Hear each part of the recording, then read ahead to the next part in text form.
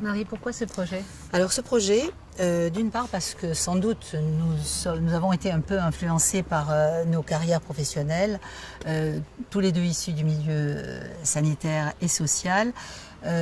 Maintenant retraités, nous essayons de nous projeter sur le futur, et ce futur, les propositions qui nous sont faites ne nous conviennent pas. Les EHPAD, on considère que c'est encore très loin pour nous. Les résidences seniors, bon, pour l'instant, ça n'est pas exactement comme ça que l'on veut vivre. Et donc, nous avons décidé, en période de Covid, de réfléchir un petit peu plus sérieusement devant la détresse qui existait justement dans les EHPAD, d'essayer de penser un projet qui pourrait nous ressembler et qui pourrait nous permettre de vivre dans de bonnes conditions et d'aborder cette troisième phase de vie qui est la vieillesse vraiment sereinement. Quelle forme juridique avez-vous choisi?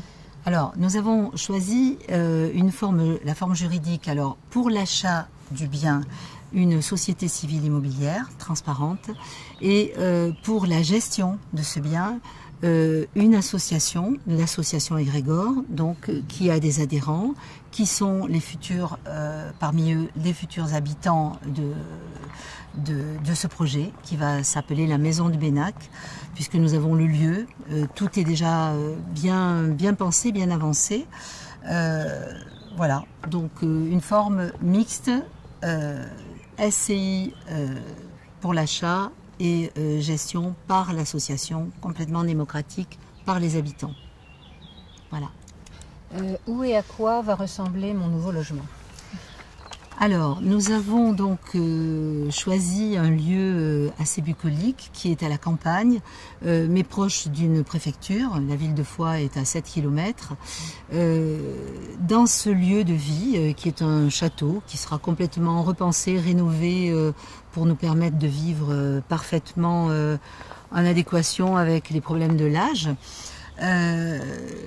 Donc, ce lieu aura des espaces privatifs. Nous avons chacun notre appartement privé avec des surfaces variables qui iront du studio aux 3 pièces et des espaces communs, tout le bas du domaine étant réservé à la convivialité, avec une grande cuisine, une grande salle à manger où l'on pourra se réunir pour des anniversaires par exemple, ou pour faire des fêtes, et une grande bibliothèque, salon, voilà. Donc, quels services seront mis à disposition et partagés entre les habitants? Les services qui vont être mis à disposition, c'est un gardien-régisseur qui va vivre donc dans la partie annexe du château et qui sera dans un premier temps employé pour la gestion de l'extérieur du domaine, et qui pourra également faire des courses, qui sera notre chauffeur éventuel. Nous aurons une personne qui sera chargée de faire le ménage dans les parties communes. Combien cela va-t-il me coûter? Alors en fait, on part sur des parts sociales qui devront être donc versées par le futur habitant, et les prix s'échelonnent entre 190 000 et 400 000 euros pour les plus grands appartements, mais ceci sera modulable. Vraisemblablement, il y aura plutôt des appartements de 300 à 300 000 euros. Entre 190 et 300 000 euros. Voilà.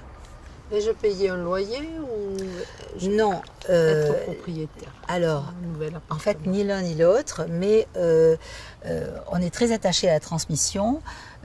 Donc il n'y aura pas d'achat de l'appartement, il y aura donc des parts sociales qui correspondront à un appartement qui sera mis à disposition à titre gratuit.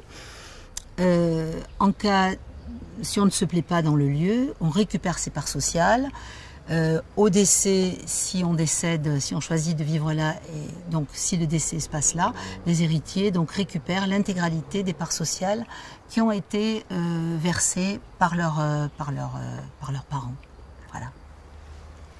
Quel apport financier si je me décide? L'apport financier, il faut déjà être adhérent de l'association Égrégore et sociétaire. Donc bien sûr, pour montrer sa motivation, on demandera un premier investissement de 10 000 euros. C'est une forme d'inscription. Et ceux qui auront des moyens un petit peu plus élevés, enfin en tout cas des disponibilités d'argent, pourront donc résoudre ce problème d'attente en attendant que les personnes soient organisées et réunissent les fonds. Il est bien évident que avant de rentrer dans les lieux, il faudra avoir la somme qui correspond à l'appartement qu'on a choisi. À quel rythme devrais-je réunir la somme nécessaire? Je viens de le dire, donc voilà, je pense que c'est au fil du temps.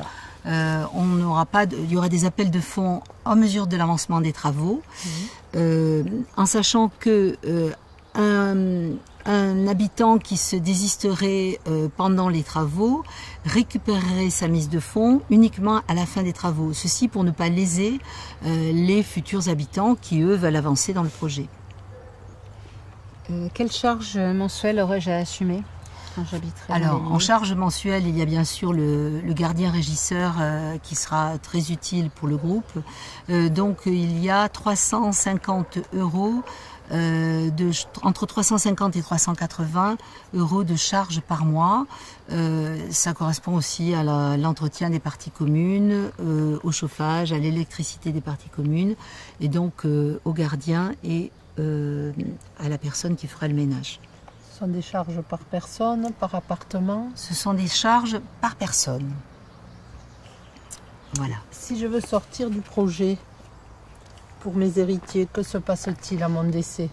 Donc les héritiers récupèrent les parts sociales que les parents ont investies.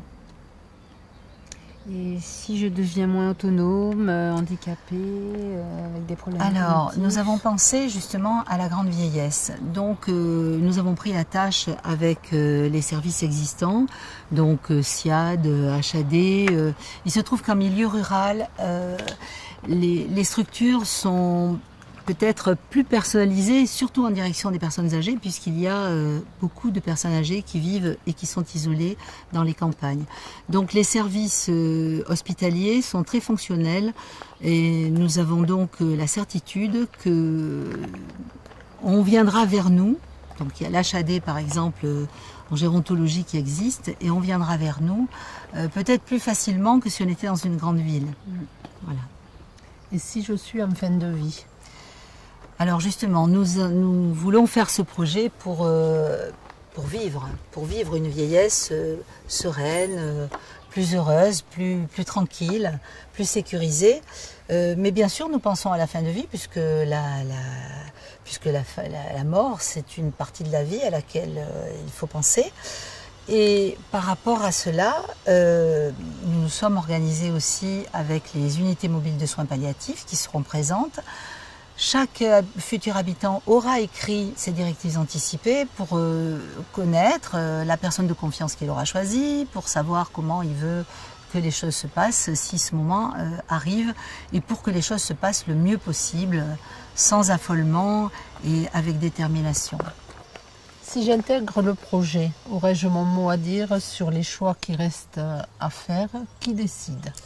Alors, nous avons donc une association, Égrégore, donc les décisions se prennent de manière démocratique, même si on a beaucoup avancé dans ce projet. Les personnes qui vont prendre le projet en route, on les informera de tout ce qu'on a fait, mais on restera ouvert aux questions. Les questions seront votées en assemblée générale, en réunion du conseil d'administration, en assemblée générale extraordinaire.